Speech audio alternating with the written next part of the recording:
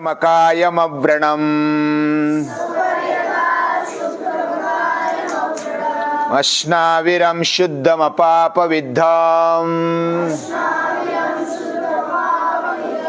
कविर्मनीषिः परिभुस्वयंभू याथा तथ्यतोऽर्थान् व्यददाच्छाश्वतिभ्यः समाभ्यः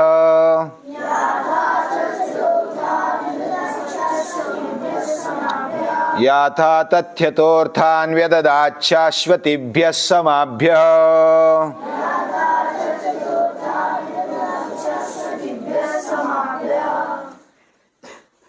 ये जो मंत्र है यह बहुत ही बढ़िया है। एक एक शब्द पर हम दोलायमान हो जाते हैं, रममान हो जाते हैं। कैसा जीवन होना चाहिए, यह ऐसा जीवन होना चाहिए, ये मंत्र में बताया। भगवान खुद वर्णन करते हैं कैसा जीवन होना चाहिए। कबीर मनीषी परिभु स्वयंभुर शुक्रम अकायम अव्रणम अश्नाविरम शुद्धम अपापविद्धम। शुक्रम यानी तेजस्वी। हम हर रोज प्रार्थना करते हैं भोजन के समय, या तो कोई भी उपनिषद पढ़ते हैं उस समय ओम सहना भवतु सहनौ भुनक्तु सह वीर्यं करवावहै तेजस्विनावधीतमस्तु। हमारा तेजस्वी अध्ययन हो, हमारे विचार हमारी भावनाएं तेज से भरी हुई हो। जो भगवान के लाडले होते हैं, ज्ञानी भक्त होते हैं, वे तेजस्वी जीवन जीते हैं। वे दीनहीन लाचार नहीं होते। इसलिए वेदों ने गर्जना की है, मोदाम शरदशतम नंदाम शरदशतम अधिनाश्याम शरदशतम अजिताश्याम शरदशतम रोहेम शरदशतम। हम 100 साल तक तेजस्वी जिए, दीनहीन लाचार होकर न जिए, प्रसन्नता से आनंद से जिए। लेकिन उसके लिए हिम्मत चाहिए, बल चाहिए, ताकत चाहिए, शारीरिक मानसिक बौद्धिक ये बल चाहिए। जिसके जीवन में बल नहीं होता वह दुर्बल और भयभीत होता है, डरपोक होता है। और बलवान आदमी को ही, बलवान मनुष्य को ही आत्मशक्ति मिल जाती है। नायम आत्मा बलहीनेन लभ्यः। यह विद्या इसे कोई ऐरे गहरे की नहीं है। इसको समाने के लिए पात्र अच्छा चाहिए, बर्तन अच्छा चाहिए। सुवर्ण का बर्तन चाहिए। हिरण्मयेन पात्रेण सत्यशापीतम मुखम। सत्य को अपने जीवन में लाना है तो हिरण्मय पात्र चाहिए, तेजस्वी पात्र चाहिए। और ऐसा तेजस्वी जीवन इन लोगों का देखने को मिलता है। उनके जीवन में वो लाचारी नहीं स्वीकारते। मर जाते हैं लेकिन लाचारी उनके जीवन में दिखाई नहीं देती। भगत सिंह को देखो, संभाजी महाराज को देखो, उनका चरित्र हम सुनते हैं, पढ़ते हैं। उपनिषद कहता है केवल पढ़ने के लिए ये विचार नहीं है, अपने जीवन में लाने के लिए है। हम अपने आप को अधूरा समझते हैं। मैं दुर्बल हूं, मैं लाचार हूं, मुझे ये वस्तु नहीं मिली तो मेरा बस हो गया, जीवन खत्म हो गया, आत्महत्या करने के लिए प्रवृत्त हो जाते हैं। केवल वस्तु के लिए, केवल पदार्थ के लिए। हम वस्तु के आगे, पदार्थ के आगे लाचार बन जाते हैं, दीनहीन बन जाते हैं। दूसरों के आधार की हम अपेक्षा रखते हैं।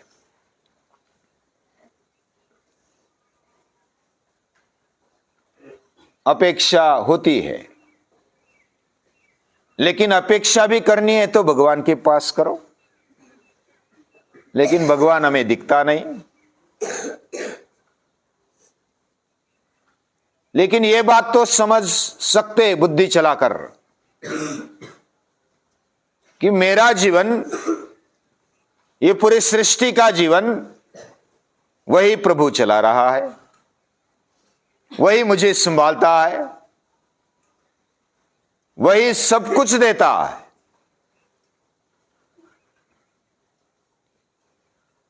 मुझे जो भी आवश्यक है उसने बनाकर रखा है।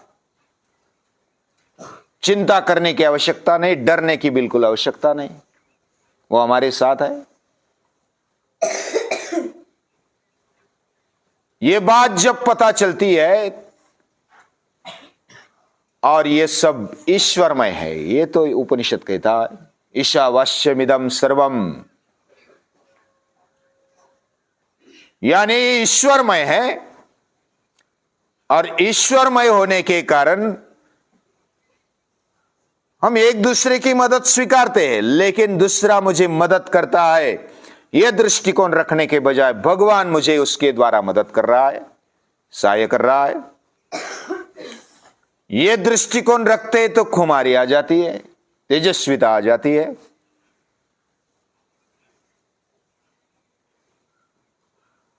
हम किसी के आधार का या तो मदद का नहीं लेते। सृष्टि हमें मदद करती है, ऐसा लगता है, बार बार से दिखता है, लेकिन भगवान मदद कर रहा होता है। कोई हमें बचाता है, भगवान हमें बचाता है। कोई हमें मदद करता है, भगवान हमें मदद करता है उसके द्वारा। उसने उसकी बुद्धि घुमाई और हमारी मदद के लिए भेजा। यह दृष्टिकोण उनके जीवन में होता है। ये जो पहचानता है वह तेजस्विता से रह पाता है। अमी काय कुणाचे खातो श्री रामा माला देतो।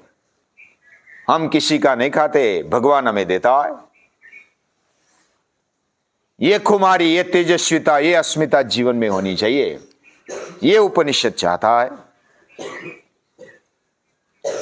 जो प्रभु कार्य करता है, ऐसी ही समझ नहीं आती, ऐसा ही दृष्टिकोण नहीं आता।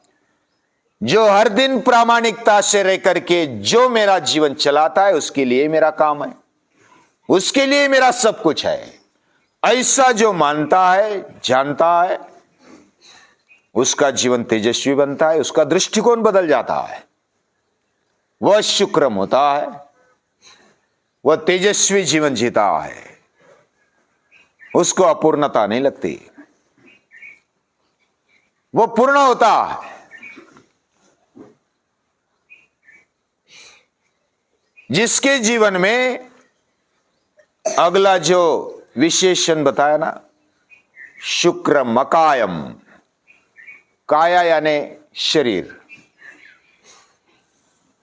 शुक्रम यानी तेजस्वी, अकाय यानी जिनका शरीर नहीं है। हमारे जीवन में 3 शरीर है। हाँ, हमारे खुद के जीवन में 3 शरीर है। कौन सा है पता? ये स्थूल शरीर है। स्थूल शरीर पंचमहाभूतों से बना है। एक सूक्ष्म शरीर है। यह शरीर निकल जाने के बाद जब दूसरा जन्म लेते हैं तो सूक्ष्म शरीर साथ में आता है।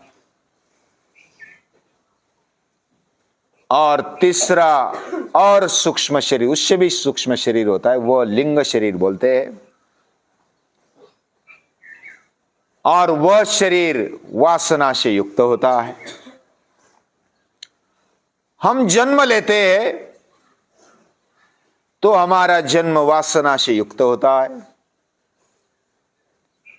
ऐसा जन्म लेने वाले वह भोग का भोगी जीवन जीते हैं। लेकिन कोई ऐसे महापुरुष होते हैं जिनको लिंग देह नहीं होता, वासना नहीं होती, वो वासना रहित कामना रहित जीवन जीते हैं। याज्ञवल्क्य जैसे ऐसा जीवन जीते हैं जिनको भगवान ने भेजा हुआ है। उनकी इच्छा रह गई, कामना रह गई, बाद में उनको जन्म मिला, ऐसा नहीं होता। जैसा कोई सेठ कोई मित्र को बोलता है कि चल मेरे साथ, हम भारत घूम कर आते हैं, उसका पूरा खर्चा वो उठाता, सेठ जी पूरा टिकट निकलवाता है, खाना पीना चाय पानी जो भी है वह सब सेठ जी उठाते हैं। उसको कुछ लेना देना नहीं होता, वो सिर्फ साथ में आता है, मित्र है, वो मदद भी नहीं करता, साथ में रहता है, सिर्फ आनंद लेता है। सेठ जी को साथ आवश्यक है, उसके लिए उसकी आवश्यकता है। भगवान को ऐसे महापुरुषों की आवश्यकता होती है। चलो सृष्टि में जाओ और थोड़ा कार्य करके आ जाओ। तो तुकाराम महाराज जैसे बोलते, आता उरलो उपकारा पुरता। अभी हमारा मेरा जीवन अभी उपकार के लिए, भगवान तेरे उपकार पर, तेरे उपकार के लिए है, तेरे पर उपकार कर रहे, भगवान पर उपकार करने वाले ऐसे महापुरुष होते हैं। उनको कोई वासना नहीं, कामना नहीं, यदृच्छा लाभ संतुष्टो, ऐसा उनका जीवन होता है। अकायम, उनका लिंग या तो वासना से युक्त ऐसा शरीर नहीं होता। वे बड़े खुमारी से जीते, ऐसा जीवन ये तेजस्वी होता है। हमें ऐसा लगता है कि हम तो बचपन से तेरे में ये कमी है, तू दुर्बल है, तू ऐसा नहीं कर सकता, वैसा नहीं कर सकता, ऐसा हम सुनते, तो हम भी वैसे बन जाते। मेरा जीवन पूर्ण है। ओम पूर्णमदः पूर्णमिदं पूर्णात् पूर्णमुदच्यते। मैं पूर्ण हूं, लेकिन अधूरापन तो लगता है। ऐसा तो मन में आता है कि मैं अधूरा हूं, दुर्बल हूं, मुझे खाने की आवश्यकता है, पीने की आवश्यकता है, दूसरे की मदद की आवश्यकता है, ऐसा लगता है, लेकिन ये भ्रम है। जैसा सुबह का सूर्य हम देखते हैं, उसका प्रकाश इतना दिखाई देता है, वह लाली लाल दिखाई देता है, उसका प्रकाश इतना तेज भरा नहीं होता, तो क्या वो अधूरा है? सूर्य अधूरा है? ध्रुव, सूर्य अधूरा है? सुबह का सूर्य अधूरा है और दोपहर का सूर्य पूर्ण है, ऐसा है? है? हम बचपन में अधूरे थे और बड़े होने पर पूर्ण हो गए, ऐसा है? बचपन में भी हमारे हाथ पांव नाक कान मन बुद्धि सब कुछ था, बड़े होने पर उसका और व्यक्तिकरण होता है। सूर्य है, सुबह उगते उगते इतना प्रकाशमान नहीं होता, लेकिन जैसे जैसे ऊपर आता है तो वो और स्पष्ट होते जाता है। वो अपूर्ण नहीं है, वो पूर्ण ही है, लेकिन हम उनसे दूर है। दूर है तो अपूर्ण लगता है, लेकिन वो अपूर्ण नहीं है। हम बचपन में है तो अपूर्ण लगते हैं, अपूर्ण नहीं है। हमारे पास सब कुछ दिया हुआ है, ये सृष्टि पूर्ण है। ओम पूर्णमदः पूर्णमिदं पूर्णात् पूर्णमुदच्यते। पूर्ण में पूर्ण डालो या तो पूर्ण निकाल लो, उसको कोई फर्क नहीं पड़ता। ये पूर्ण है, हमारा जीवन भी पूर्ण है। छोटा अग्नि और बड़ा अग्नि, उसमें फर्क होता है क्वालिटी में। छोटा अग्नि भी पूरी दुनिया को आग लगा सकता है। बड़ा अग्नि तो बड़ा अग्नि दिखाई देता है, वड़वानल। जंगल को आग लगती है तो वड़वानल उसको बोलते हैं। वो भयंकर दिखता है बहुत ही, पूरे गांव के गांव ध्वस्त कर देता है, पूरी पृथ्वी को नष्ट कर देगा, इतनी ताकत होती है। लेकिन छोटा अग्नि है, छोटा दीपक है, वो छोटा है, दिखता छोटा है लेकिन वो छोटा नहीं है। उसकी क्षमता कितनी है, वो पूरी दुनिया को आग लगा सकता है ना, लगा सकता है। एक दिया सलाई पूरी दुनिया को आग लगा सकती है। हम अपूर्ण नहीं है, हमारे अंदर अनंत ऐसी क्षमताएं, अनंत ऐसी संभावनाएं भरी हुई है। नर करने करे तो नर का नारायण बन जाए, और ये उपनिषद वर्णन करता है। वह कैसा है, शुक्रम अकायम, ऐसा जीवन हम ऐसा सोच भी नहीं सकते। बहुत बार ऐसा, ये कैसा वर्णन किया है उपनिषद ने। उपनिषद हमें राजा बनाना चाहता है, बार बार इसको याद करना चाहिए। वो हमें लाचार दीनहीन नहीं रखना चाहता, ऐसा जीवन हमें चाहिए। इसलिए स्वाध्याय प्रवचनाभ्याम न प्रमदितव्यम, स्वाध्याय करने में प्रमाद नहीं करना, उसकी चर्चा करने में, उसको संवाद में लाने में कभी प्रमाद नहीं करना। अभी ये क्या उपनिषद की चर्चा कर रहे हैं, ये क्या गीता की चर्चा कर रहे हैं, बूढ़े बन गए, ऐसा कोई सोचते हैं। लेकिन बूढ़ों को ये पचेगा नहीं। ये तत्वज्ञान ऐसा है, तरुणों को अच्छा है, युवानों को अच्छा है, युवानों को और तेजस्वी बनाएगा। उनका बुढ़ापा जल्दी नहीं आएगा, वो बुढ़ा बनेंगे ही नहीं, कम से कम मन से तो नहीं बनेंगे, अंतःकरण से नहीं बनेंगे। ये खुमारी देना चाहता है उपनिषद। ऐसे उपनिषद को, वेदों को, गीता माता को नमस्कार है।